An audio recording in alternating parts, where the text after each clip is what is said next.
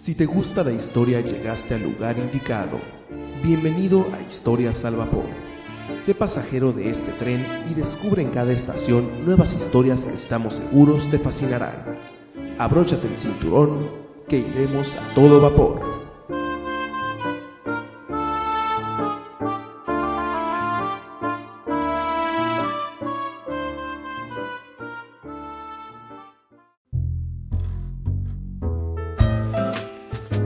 En este momento estás a bordo del tren de la historia. Disfruta el viaje.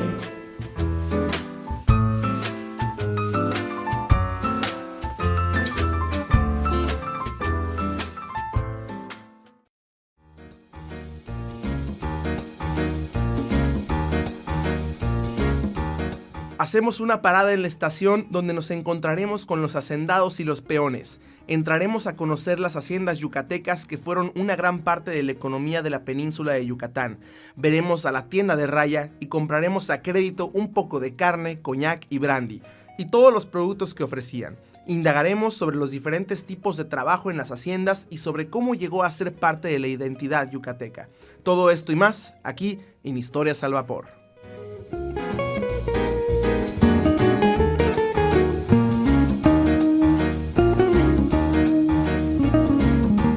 Amigos, ¿cómo están? Bienvenidos. Mi nombre es Pablo Pasarelli. El día de hoy estoy muy encantado de estar aquí con ustedes en un nuevo capítulo de Historias al Vapor, pero el día de hoy no me encuentro solo, me encuentro aquí con el segundo conductor en mano, que es mi amigo elegante y distinguido estudiante, Janiel Cervantes. ¿Cómo estás, Jani? Hola, mucho gusto, muy bien, Pasarelli, gracias. ¿Tú cómo estás? Pues aquí disfrutando un poco de este nuevo proyecto que estamos iniciando. La verdad es que, ¿cuánto tiempo llevamos organizando ya esto? Pues ya tiene rato, ¿eh? La verdad que sí, llevamos diciendo que ya vamos a empezar lo de Historias al Vapor ya hace un buen. Pero ahí está, ahí empezamos. Ahí está, tuvimos unos problemitas con la cabina de audio, pero pues aquí ya estamos empezando. Pues estamos muy emocionados. Oye, en este capítulo vamos a hablar sobre las haciendas yucatecas. Oye, te tengo una pregunta, Jani. Va. Tú en este capítulo, ¿quién quieres ser? ¿Un hacendado o quieres ser un peón? Wow, vaya pregunta. Pues yo creo que te diría que quiero ser un peón. ¿Por qué quieres ser un peón? Pues porque me interesaría ver ese estilo de vida, ¿no? Tal vez sería interesante en cierto punto de vista. Pero bueno, yo creo que a lo mejor si no saben bien qué hace un peón, ahorita lo vamos a indagar un poco más. A mí me gustaría ser un hacendado, ¿eh? Wow. Yo sí quisiera ser acá un hacendado con mi super residencia, teniendo todo un banquete para comer. Pero bueno, ya indagaremos sobre lo que es un hacendado. Pero bueno, vamos a empezar con la primera pregunta. ¿Qué son las haciendas? Las haciendas, ¿qué son? Es un concepto rebuscado, ¿no, Jani? Porque en el momento en el que los profesores nos preguntan, bueno, ok, ¿qué es una hacienda? Como que todos dicen, pues una hacienda, pues es una hacienda, ¿no?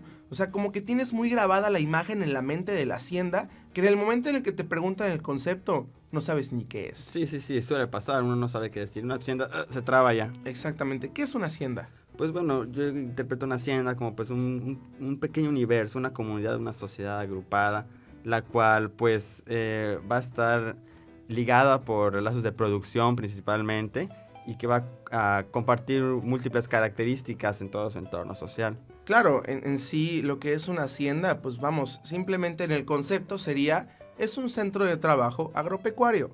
O sea, ese es el simple concepto de hacienda. Así es. Pero a ver, ya que ya entendemos sobre, eso es el concepto de hacienda, pues en todo México, porque en todo México hubo haciendas.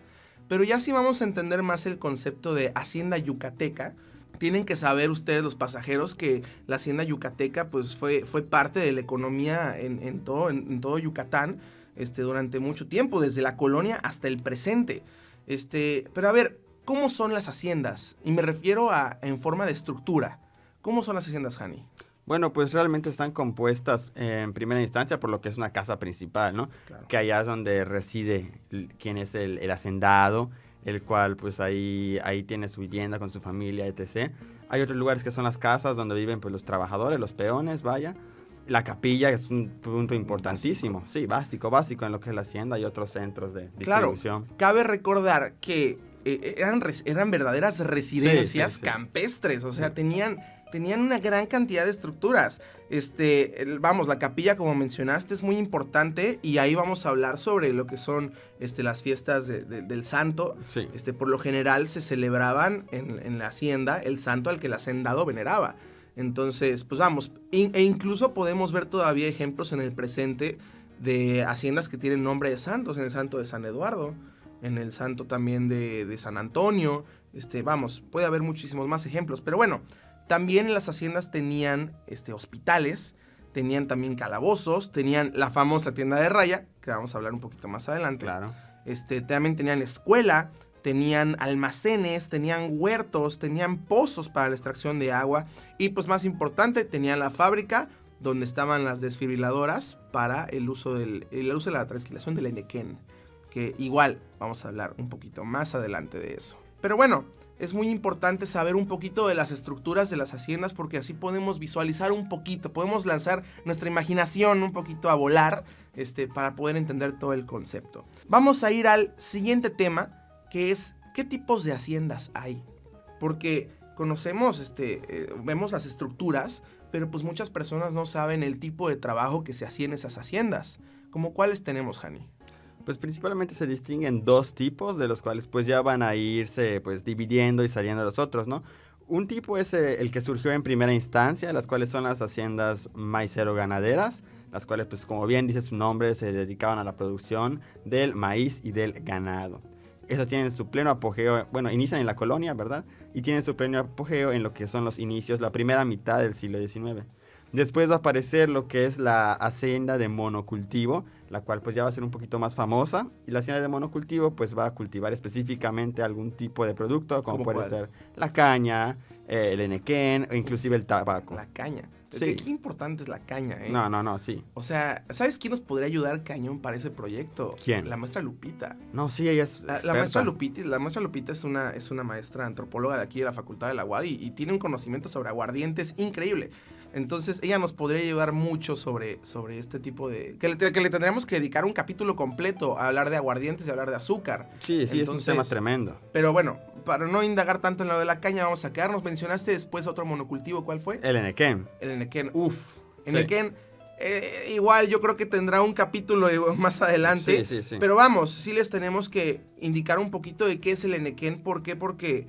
para que entiendan mucho concepto de lo que son las haciendas yucatecas y más para pues los pasajeros que no nos están escuchando aquí en Yucatán, que tenemos varios amigos en la Ciudad de México que nos van a escuchar aquí en el podcast, que a lo mejor no tienen ni idea de qué es el enequén. Hani, ¿qué es el enequén? Bueno, pues el enequén es una planta de la familia de los agaves, ¿no? Pues es muy similar a ellos, la cual es extremadamente propicia su crecimiento acá en lo que es la tierra yucateca, puesto que aquí es muy diferente el tipo de tierra que hay, ¿verdad? Puesto que es seco y puesto que es muy poco profundo. Al enequén le encanta eso. Claro, de hecho, hay hasta la frase de que estás plantado como enequén, ¿no? Porque en realidad ustedes ponen una planta de enequén, ya sea en una piedra, ya sea en la tierra, ya sea al lado de un árbol, y el enequén pone sus raíces en la tierra y empieza a crecer.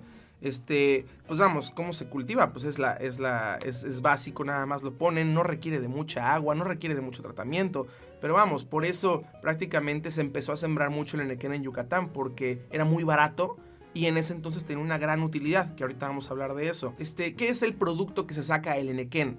Prácticamente son fibras, ¿no? Sí. Al momento de llevar el enequén a la máquina, sacan estas fibras, se extrae el jugo del enequén y estas fibras se ponen a secar al sol. Y después el día siguiente alguien va y las empieza a preparar para ponerlas en otras sogas y pues hacer una especie de caja donde van a guardar todas las fibras del enequén. Vamos, ¿para qué se utilizaba este enequén? Pues las fibras, como dices, que se llaman sisal, eran utilizadas para hacer sogas, para hacer costales, incluso en la época prehispánica, para hacer las mismas herramientas de lo que eran pues los mayas, ¿no? También inclusive se sigue utilizando para hacer huaraches y pues una enorme cantidad de objetos que sí requieren de ese tipo de fibra que es muy especial y muy, muy resistente, es su característica principal. Claro, esto solo para que se den una idea a todos los que nos están escuchando, para principios de la Primera Guerra Mundial, casi todas las cuerdas que necesitaban los barcos, casi todos los bultos todos los sacos donde metían cereales, diferentes tipos de alimentos, pues prácticamente eran hechos de enequén, eran hechos de sisal, así es, mejor dicho. Sí. Pero vamos, solo para que se den una idea, todo ese enequén era traído de aquí, de Yucatán. Solo para darles una cifra, a mediados del siglo XIX, la producción de enequén era de 11,000 toneladas. Para 3 décadas después, o sea, 30 años después, la producción subió a 128,000 toneladas. O sea, tan solo en 30 años, imagínate, o sea, se volvió Yucatán un ejemplar de la economía basada en el Nequén totalmente. Así es, sí, gigantesca. no, definitivamente. Como otro dato, igual cabe comentar que cerca de en esas décadas, habían cerca de 1,000 haciendas solo dedicadas al Enequén. Sí, porque habían otras, ¿no? En total eran como 1,250 en todo Yucatán. Bueno, y para que veas la cantidad de Enequén en la que tú dijiste, sí, incluso totalmente. el profesor Pedro Miranda el otro día nos dijo que había cerca de 1,500 haciendas. Ahí está.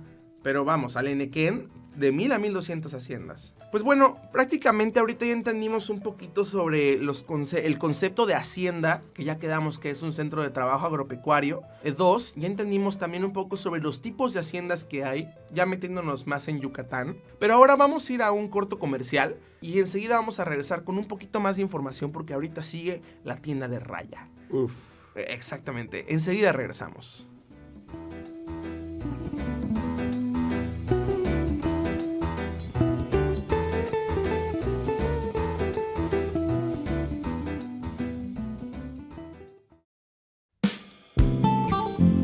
¿Te gusta Historias al Vapor? Recuerda que puedes seguirnos en nuestras plataformas como iVoox, Facebook y YouTube.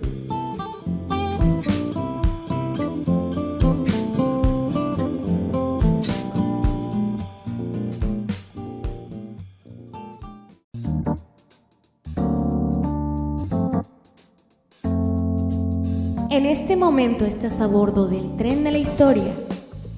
Disfruta el viaje.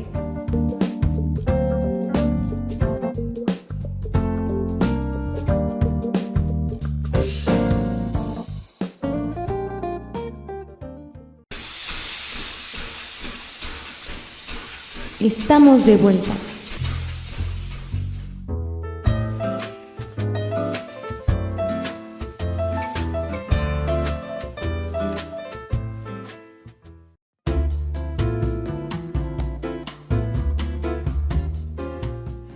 Hola a todos amigos, ¿cómo están? Bienvenidos, estamos aquí de vuelta en Historias al Vapor. Mi nombre es Pablo Pasarelli y recuerden que estoy aquí enfrente con mi elegante y distinguido amigo Janiel Cervantes. Hola, claro que sí, mucho gusto, hablando de haciendas, este tema interesantísimo que pues, hay mucho de qué hablar. Hay mucho de qué hablar de haciendas, efectivamente. Pero bueno, ahorita vamos a tocar un tema muy importante. ¿Qué fue la tienda de Raya? Y vamos a iniciar con las preguntas. ¿Qué es tienda de Raya y por qué se llama así? ¿Qué es la tienda de Raya, Jani? La tienda de Raya, pues bueno, es como un centro de distribución de alimentos y de objetos que se les vendían a lo que eran los peones en las haciendas. Y allá básicamente era un tipo de endeudamiento increíble. Ahorita vamos a hablar de eso. Claro. Y oye, ¿sabes por qué se llama así? La verdad no. ¿Por qué? Pues mira, prácticamente se llama así la tienda de Raya porque en el libreto donde tenían anotadas las cuentas, como los campesinos eran analfabetas, pues en vez de poner una firma o poner su nombre, ponían una raya. Entonces, ahí en el libro de cuentas, pues vamos, se veían puras rayas en la parte de las firmas. Entonces, de ahí ya llegó el nombre de tienda de Raya. Ahí está. Oye, pero mira, antes de llegar ya a explicar un poquito de la tienda de Raya, que ya dimos el concepto y ya dimos por qué se llama así, sí quiero platicar un poquito antes sobre la situación del peón. Habíamos platicado el otro día un poquito sobre la milpa o la hacienda, sobre él vivir en su casa o sobrevivir en la hacienda. Exacto. ¿Qué opinas de esto? Sí, no, es una situación pues muy interesante, porque justamente por eso decía yo que me gustaría ser peón al principio, porque fíjate que era una época un poco difícil cuando empieza a surgir todo esto de las haciendas de monocultivo a mediados del 19, y lo que pasa es que Yucatán, para los que no sepan, Yucatán se separa de México. Yucatán se independiza aproximadamente en 1841. Yucatán se separa de México. Y eso es un parteaguas, puesto que va a ser un duro golpe económico para Yucatán, puesto que no puede sostenerse por sí mismo. Y requiere los peones, los indígenas, si así lo quieren ver, son los que van a tener que decidir o vivir en el campo con sus milpas e intentar sobrevivir, o irse a una hacienda con todos los beneficios que Pasarelli dijo al principio. Claro, después de la independencia, pues prácticamente el campesino o el indígena tenía la decisión de trabajar en la milpa, en su casa, o trabajar en la hacienda. Y pues vamos, cada uno tenía sus pros y contras. En caso hablando de estar en su casa, trabajar su milpa, pues tenían la opción de de tener su propio control, tener la opción de tener su propia autonomía, pero pues estaban expuestos a pagar impuestos, a vivir con las sequías, a trabajar su propia planta, y pues vamos, es un poquito más complicado. Y por el otro lado, en las haciendas, pues en las haciendas había una cantidad de ventajas increíbles. Les daban territorio, les daban su pedazo de tierra, les dejaban tener su pequeño ganado, tenían acceso a la tienda de raya, a las escuelas, a los hospitales, educación, etcétera, etcétera. Entonces, pues vamos, unos puntos más importantes igual era que no pagaban impuestos. Cuando venían las levas, las famosas levas, que son los levantamientos de soldados, pues igual quedaban exentos de estar en levas. Y pues vamos, el peón tenía muchos recursos para poder quedarse dentro de las haciendas. Así es, justamente, y por eso es una decisión que realmente muchísimos tomaron en favor a las haciendas y se fueron por allá. Claro, aparte tenemos que hablar de que pertenecer a una hacienda pues te daba más actualización, te dejaba pertenecer más al peón en lo que platicábamos ahorita, tener más educación, tener más acceso a más facilidades, más comodidades. Totalmente. Esto lo platicamos como para que puedan ver todo el entorno que hay detrás de los peones. ¿Qué productos ofrecía la tienda de raya? Muy importante. Una enorme variedad de productos de todo tipo. E incluso el otro día el doctor Víctor Hugo nos enseñó una hoja, sí, una hoja ya bastante maltratada, donde venía el inventario de la tienda de raya. Y pues tienen que saber que había frutos secos, frutos deshidratados, conservas, aceitunas, alcaparras. En la sección de carnes tenemos pescado, tenemos cerdo, res, obviamente conservados en agua con sal o deshidratados porque era el método de conservación. Obviamente productos de canasta básica y no puede faltar el alcohol. Así es. Tenían aguardiente, naturalmente de caña, tenían brandy, tenían ron, coñac, tenían tanta variedad. Obviamente pues para tener al campesino totalmente endeudado con todo lo que les ofrecían. Tienen que saber que para el hacendado ofrecerle esto a los campesinos era totalmente barato. A él le salía baratísimo con todo lo que ganaban, con toda la exportación e importación de los productos. Ellos básicamente pues no iban a consumir lo de la tienda de raya. La tienda de raya era para pues los peones. Pues imagínense entonces lo que consumían los hacendados. Un punto muy importante igual, ¿cómo se les pagaba a los peones? Bueno, pues había, pues por ejemplo, las haciendas solían dar su propia moneda a los peones, para que ellos no puedan canjearlas en otros lados fuera de la misma hacienda. Muy rara era la hacienda que te pagaba en moneda, en peso real, para que pudieras comprar en otras haciendas, que sí había, no podemos generalizar. Claro. Pero sí había las suyas, pero la mayoría pagaban en vales, donde lo podías canjear solo en la tienda de raya, que ese era prácticamente el negocio. Y obviamente no vamos a generalizar, porque a lo mejor este inventario que le pasamos es de un tipo de hacienda que está en el norte de Yucatán. No todas las haciendas tenían este inventario en la tienda de raya. En realidad, pues vamos, había unas haciendas que no tenían el mismo ingreso y pues no ofrecían esta cantidad de productos en su tienda de raya. Este es un ejemplo de una hacienda que nos encontramos. Pero bueno, situación de la explotación en la hacienda, y también a platicar sobre situaciones negativas, porque platicamos también de todos los beneficios que trae la hacienda, pero dejamos a un lado todo lo negativo que también trae la hacienda. Vamos a platicar un poquito sobre esto. Sí, porque realmente no todo es color de rosa en la hacienda. Claro. Hay situaciones interesantes, por ejemplo, la cuestión de los salarios. Como ya dijimos, es una moneda interna de las haciendas y no eran los grandes salarios. Te limitaban a estar en la hacienda. Sí, totalmente. Las libertades eran muy restringidas. Hay un ejemplo, por ejemplo, de que a los peones los levantaban muy temprano, aproximadamente 3, 4 de la mañana, para hacer tareas antes de su jornada laboral. Claro. ¿Okay? Y eso no se les pagaba. Sin embargo, el patrón les daba por buena fe su desayuno. ¿Saben qué era? Una tostada, y de beber era café o aguardiente. Sí, o sea, y prácticamente una vez que entrabas tú a la hacienda, le vendías tu alma al hacendado. Sí. Ese es un básico. Y saben, o sea, aparte el hacendado tenía atontada a toda la población con aguardiente, pues para que estuvieran más manipulables. Y pues bueno, hay un sinfín de cosas, igual las herencias de las deudas. O sea, si el papá no acababa la deuda, se le pasaba al hijo, y si el hijo se le pasaba al nieto, y el del nieto se le pasaba al sobrino, y del sobrino así seguidos, en generación, y total teníamos cerca de 10 generaciones trabajando en la misma hacienda. Así es. Y bueno, hay una actividad horrorosa que nos contó igual el doctor Pedro Miranda, de que había un un cierto permiso. Sí, el derecho de pernada. El derecho... ¿Cómo? Derecho de pernada. El derecho de pernada. ¿Qué es el derecho de pernada, Jani? Es justamente la capacidad feudal, porque eso viene de Europa, es medieval eso. Demasiado tiempo, acá. Y eso consiste en que pues el hacendado tiene la capacidad o la facultad de que cuando sus peones se vayan a casar, por así decirlo, que mantenga relaciones sexuales con las casi esposas de los peones. O sea, ¿cómo? A ver, entonces, si yo me iba... Bueno, yo siendo un peón, me voy a casar con mi futura esposa. Ajá.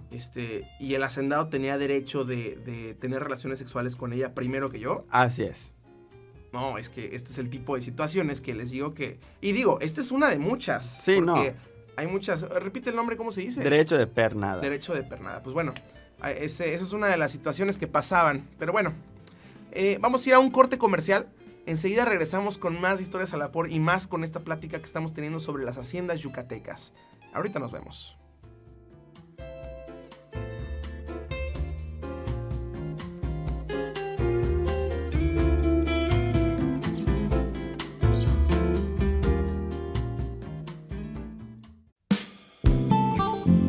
¿Te gusta Historias al Vapor?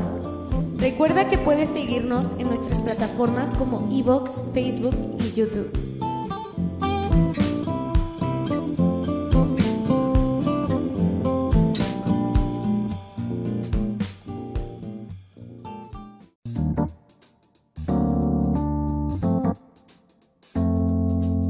En este momento estás a bordo del tren de la historia. Disfruta el viaje.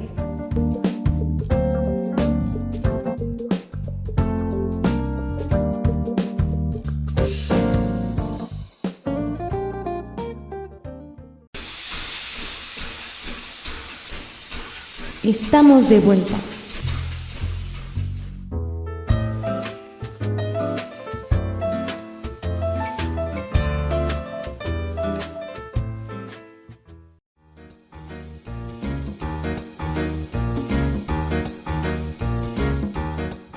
Muy buenas tardes a todos, amigos, ¿cómo están? Estamos aquí de regreso en Historias al Vapor con la charla sobre las haciendas yucatecas. Recuerden que yo soy Pablo Pasarelli y está aquí enfrente de nosotros nuestro amigo Janiel. Vamos a platicar ya sobre qué ocasionó la caída de las haciendas. Ya platicamos ahorita sobre lo que es la hacienda, platicamos sobre los diferentes tipos de hacienda que hay, los diferentes tipos de trabajo, platicamos sobre la tienda de raya, pero ahorita vamos a hablar sobre qué pasó después con las haciendas. ¿Qué ocasionó la caída de este gran nicho económico en el estado de Yucatán? Sí, claro, pues ahorita quiero comentarte dos factores políticos principalmente. Uno que es lo de la llegada de la revolución aquí a Yucatán, con sus máximos exponentes que son Salvador Alvarado y Felipe Carrillo Puerto, quienes pues básicamente van a impulsar lo que es el movimiento de terminar con la famosa esclavitud del Enequén, ¿ok?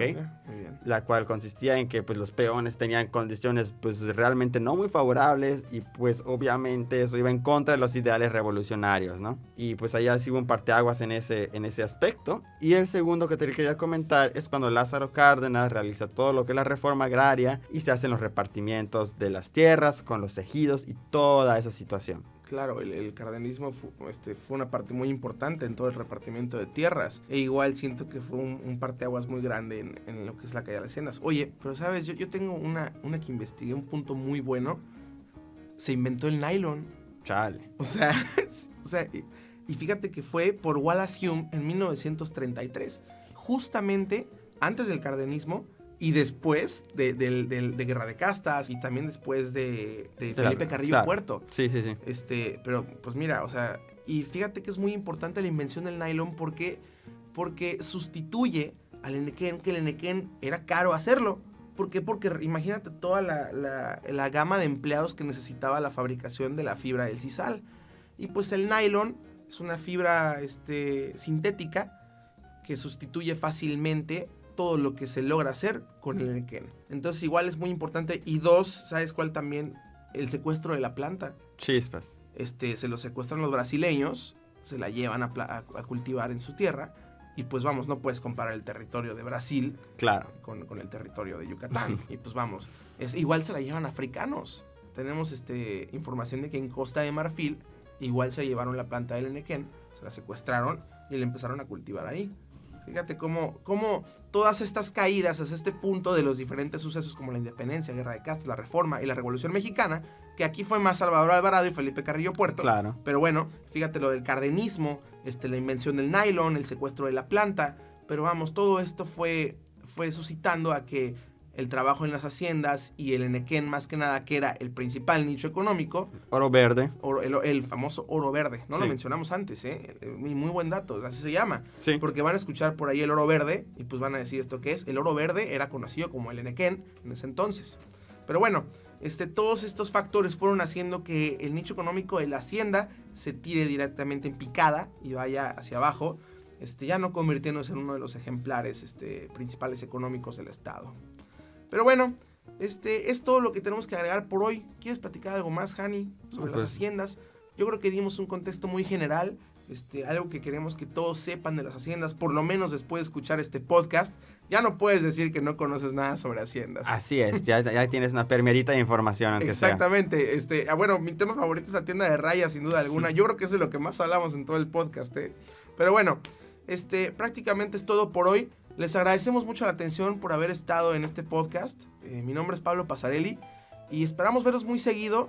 En realidad estamos empezando este proyecto que nos está gustando mucho. Lo estamos empezando aquí en la Facultad de Ciencias Antropológicas de la UADY. Y pues próximamente vamos a ir más adelante y pues esperemos que nos escuchen con nuestro siguiente tema, que va a ser una sorpresa que el compañero Janiel nos va a tener preparado y vamos a desarrollarlo pronto. Bueno, por mi parte es todo. Por mi parte igual, mucho gusto para todos. Soy Janiel Cervantes y les agradezco que nos hayan escuchado el día de hoy. Muchas gracias, mi nombre es Pablo Pasarelli y nos estamos viendo muy pronto. Adiós. Hasta luego.